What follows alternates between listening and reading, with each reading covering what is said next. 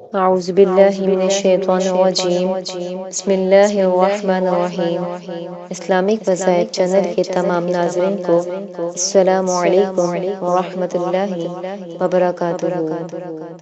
امید ہے کہ آپ سب خیریت سے ہوں گے۔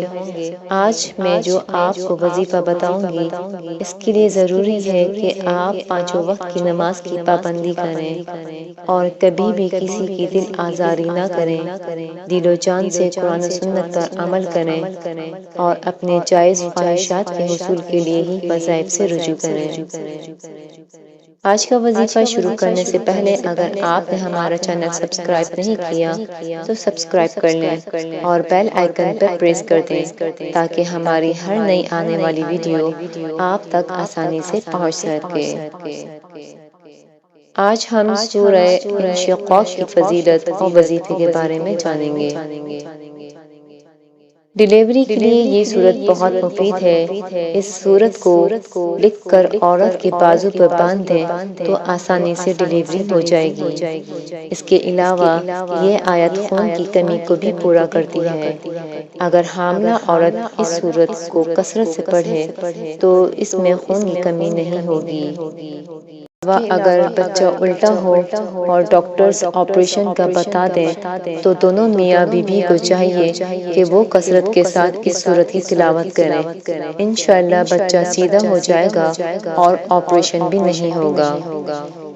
اس کے علاوہ اگر کسی شخص نے کسی چیز پر قبضہ کیا ہوا ہو اور وہ نہیں چھوڑ رہا ہو، چاہے وہ دکان کا ہو، مکان کا، گھر کا، زمین کا، یا حق نہ دیتا ہو یا کسی نے حق کھایا ہو، تو جو شخص اس سورت کو پورے یقین کے ساتھ اور اعتماد کے ساتھ پڑھے گا تو اس کا مسئلہ اتنی ہی جلدی حل ہو جائے گا۔ اس کے علاوہ اگر کسی انسان کو بچھو ڈنگ مار دے اور زہر کے سبب بہت زیادہ تکلیف ہو تو باوضو ہو کر اس سورت کو پڑھ کر اس مریض پر دم کر دیں۔ انشاءاللہ تعالی بچھو کا زہر زائل ہوگا اور مریض کو آرام آ جائے گا۔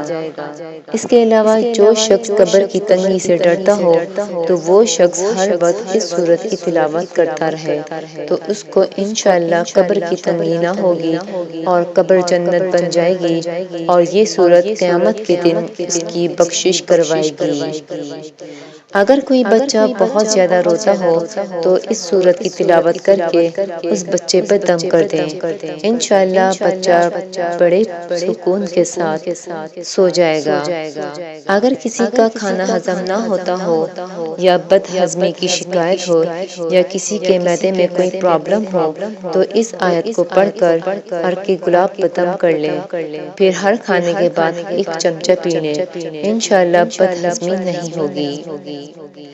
جدائی ختم کرنے کے لیے اپنے شوہر کا تصور کر کے ہر نماز کے بعد سورۃ الانشقاق کی ایک تسبیح کو پڑھیں۔ انشاءاللہ میاں بیوی میں جدائی ختم ہو جائے گی۔